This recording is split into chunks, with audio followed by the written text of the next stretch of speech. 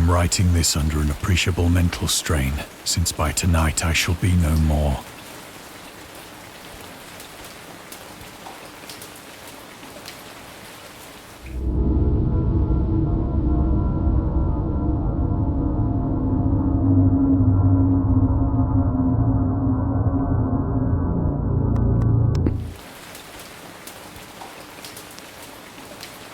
Penniless, and at the end of my supply of the drug which alone makes life endurable, I can bear the torture no longer, and shall cast myself from this garret window into the squalid street below.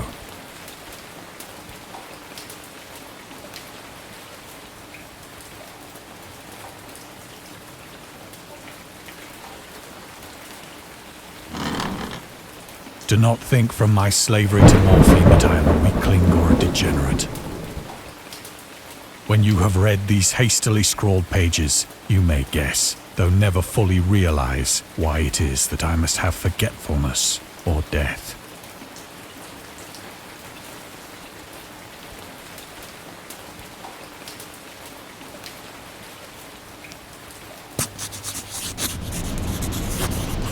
It was in one of the most open and least frequented parts of the broad Pacific that the packet of which I was supercargo fell a victim to the German sea raider.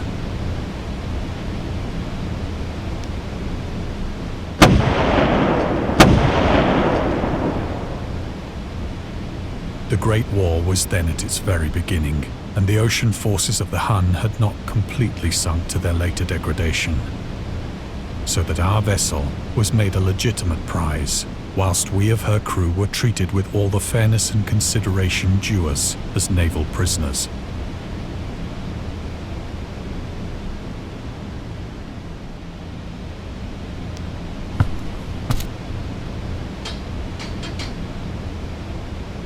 So liberal, indeed, was the discipline of our captors, that 5 days after we were taken, I managed to escape alone in a small boat with water and provisions for a good length of time.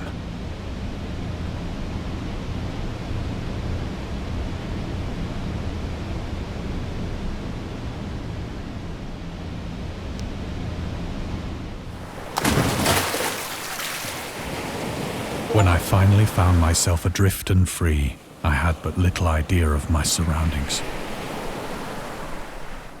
Never a competent navigator, I could only guess vaguely by the sun and stars that I was somewhat south of the equator. Of the longitude, I knew nothing, and no island or coastline was in sight.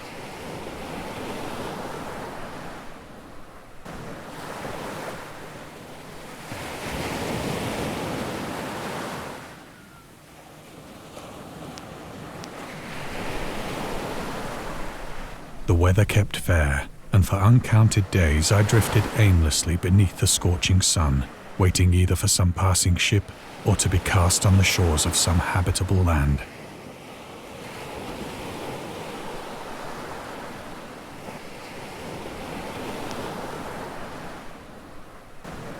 But neither ship nor land appeared, and I began to despair in my solitude upon the heaving vastness of unbroken blue.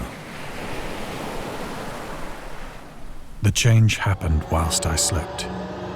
Its details I shall never know, for my slumber, though troubled and dream-infested, was continuous.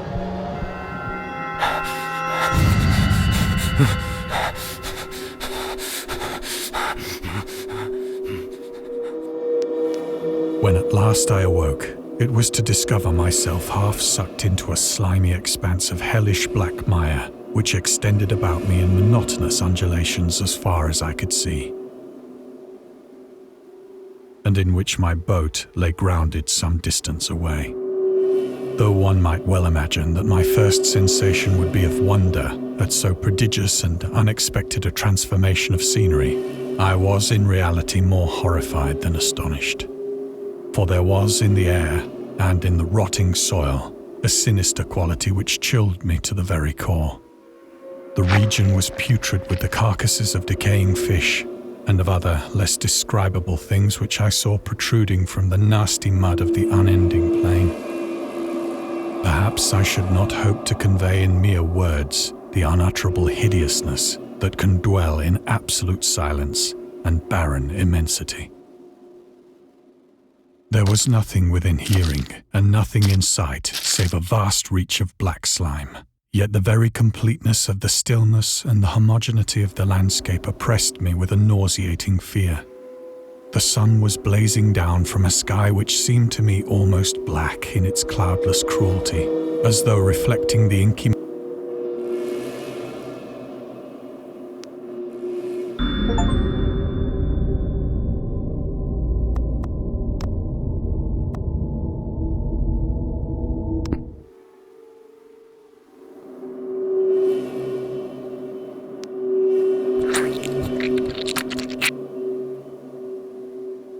as I crawled into the through some so great was the nor were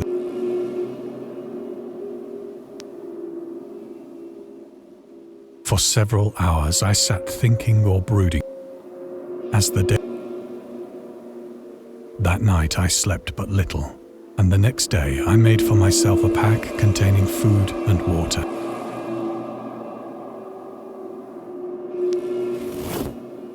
On the third, the odor of the fish was maddening.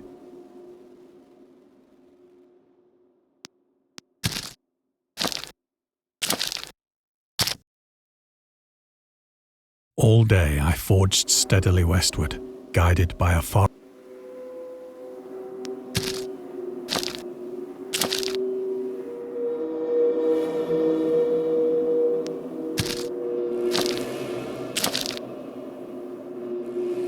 That night I encamped, and on the following day still travelled toward the hummock, though that object seemed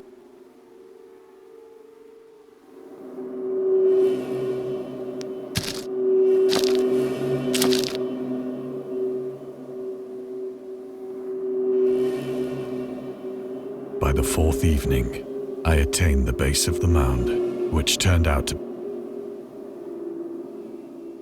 an intervening valley setting it out in sharper. Too weary to ascend, I slept in the shadow of the hill. I know not why my dreams were but I was such visions as I had, and in the glow of without the glare of the parching sun, my journey would have cost me less energy. Indeed, picking up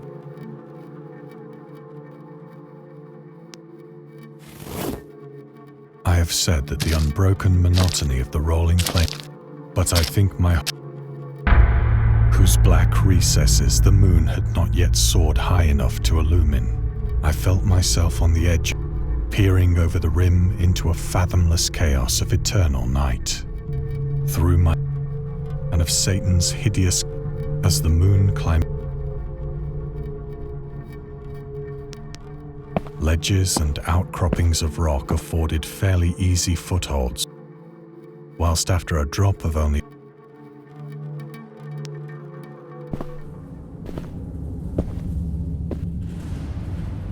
urged on by an impulse which I can gaze all at an object.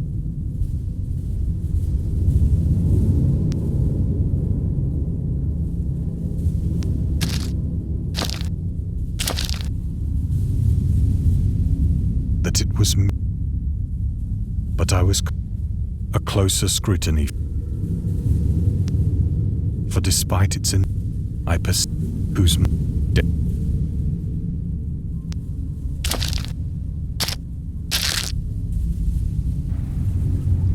the moon, now near the zenith, shone weirdly and vividly above the towering steeps that hemmed in the cap and across on who.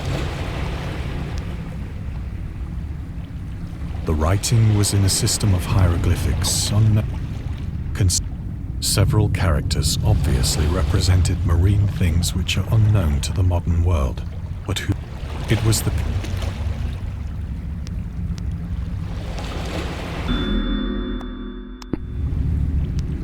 plainly visible across the intervening water on account of their enormous size.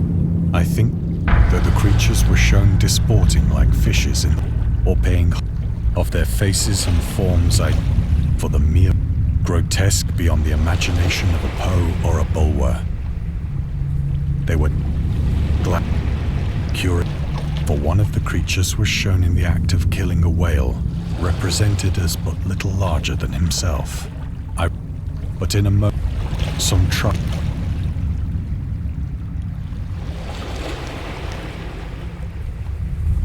Awestruck at this, then, suddenly, I saw it.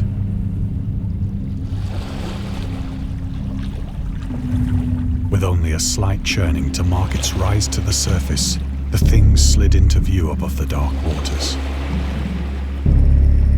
Polyphemus-like and loathsome, it darted like a stupendous about which it flung its gigantic scaly arms, the while it bowed its hideous head and gave vent to certain measured sounds.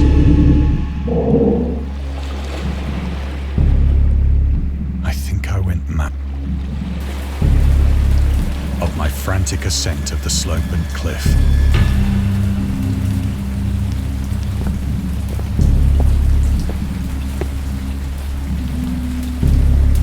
I believe I sang a great deal and laughed oddly when I was unable to sing.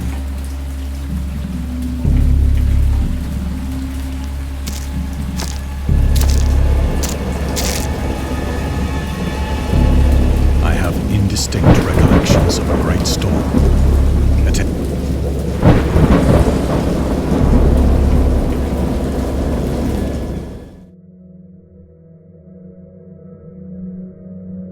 When I came out of the shadows, I was in a San Francisco hospital, brought thither by the captain of the American ship which, in my delirium, I had said much, but found that my words had been given scant attention. Of any land upheaval in the Pacific, nor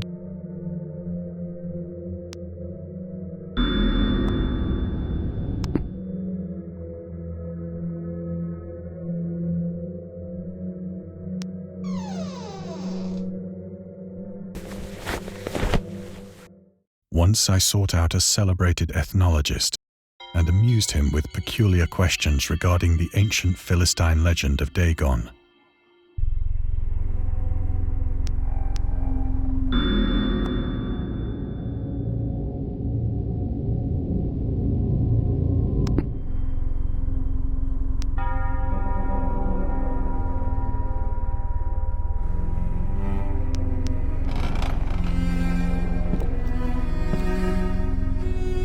But soon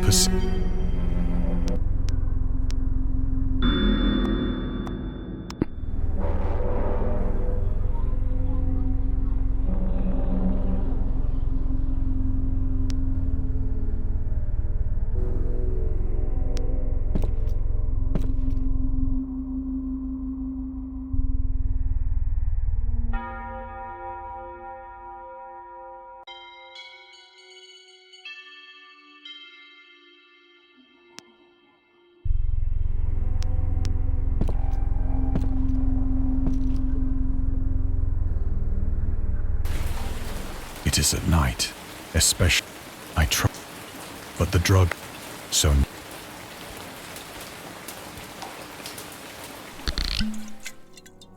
often a mere this, I cannot think of the deep sea without shuddering at the nameless things that may at this very moment be crawling and floundering on its slimy bed. Word I of a day when the land shall sink and the dark ocean shall ascend amidst universal pandemonium.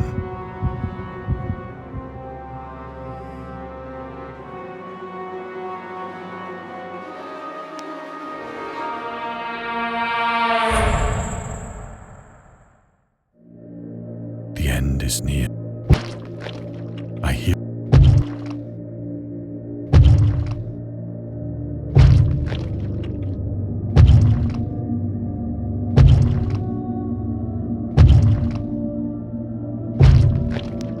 it shall not find me.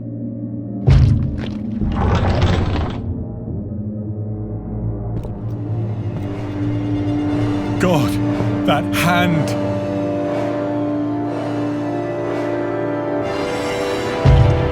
The wind